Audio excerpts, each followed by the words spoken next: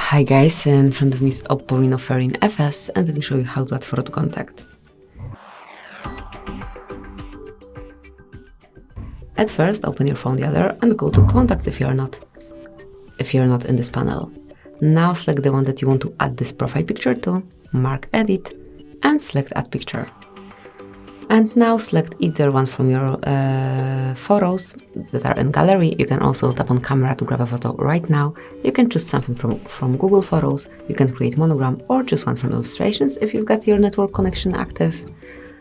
And in my case, it would be something from gallery. For example, this one.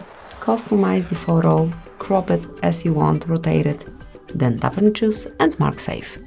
And that's it. That will be all. From now on, the photo is assigned to particular contact. Thank you for watching, please subscribe our channel and leave the thumbs up.